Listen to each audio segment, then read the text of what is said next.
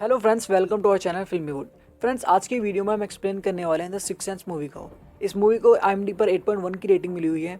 और अगर आपको वीडियो पसंद आए तो प्लीज़ वीडियो को लाइक और शेयर करना ना भूलें और चैनल को सब्सक्राइब करते हैं। फिल्म की शुरुआत डॉक्टर मैल्कम और उनकी वाइफ से होती है। डॉक्टर मैल्कम को चाइल्ड साइकोलॉजी के क्षेत्र में बेहतरीन काम करने के लिए मेयर के द्वारा एक साइटेशन अवार्ड मिलता है और उस रात वो दोनों उसी को सेलिब्रेट कर रहे होते हैं कि तभी अचानक से उनकी नज़र अपने घर के बिखरे हुए सामान और टूटी हुई खिड़की पर पड़ती है।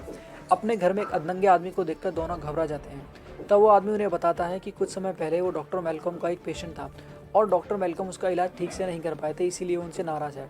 डॉक्टर मैल्कम उसे समझा ही रहे होते हैं कि वो एक बंदूक निकाल करके डॉक्टर मैल्कम को शूट कर देता है और फिर खुद को शूट कर लेता है। एक साल बाद डॉक्टर मैल्कम अपने नए पेशेंट एक बच्चे कोल का इंतजार कर रहे होते हैं, लेकिन वो बच्चा उन्हें देखकर भागने लगता है और जाकर एक चर्च में छुप जाता है।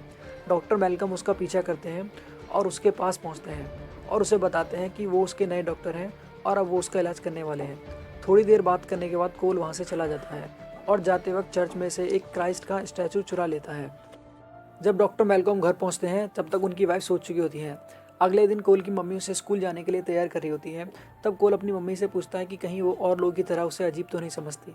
तब उसकी मम्मी बताती हैं कि वो अपने बेटे से बहुत प्यार करती हैं और वो उसे बिल्कुल अजीब नहीं समझती। इतने में ही कोल का फ्रेंड आ जाता है और कोल उसके साथ स्कूल चला जाता है।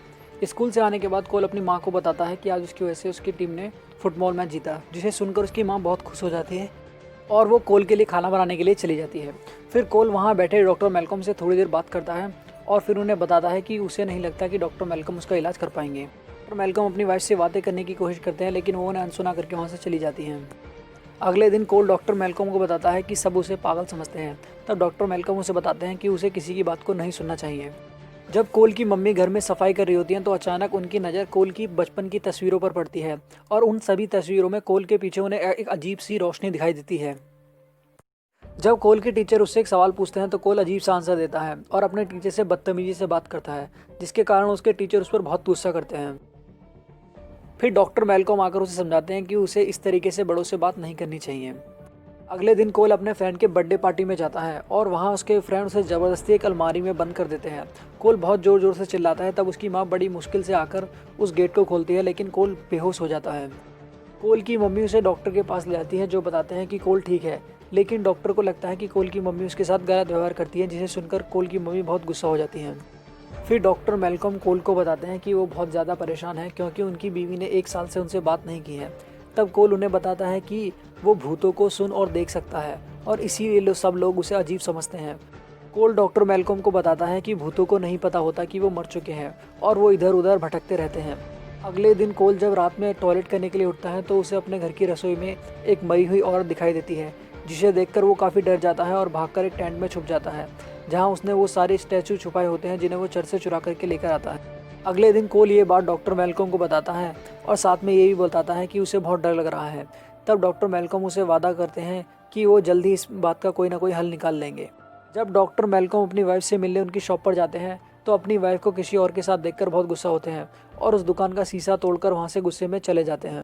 डॉक्टर मैल्कम कोल को बताते हैं कि वो उसका इलाज नहीं कर सकते क्योंकि उन्हें अपने घर को बचाना है, लेकिन कोल को रोता हुआ देखकर उनको तरस आ जाता है और अगले दिन वो कोल को बताते हैं कि अगली बार किसी भूत के दिखाई देने पर कोल को उससे डरना नहीं है, बल्कि उससे बात करनी है और पूछना है कि आखिर वो उससे चाहते क्या है। तब कोल को लगता है कि भूत उसको चोट पहुंचा देंगे और डॉक्टर मैल्कम उसे समझाते हैं कि भूत उसे चोट नहीं पहुंचाएंगे।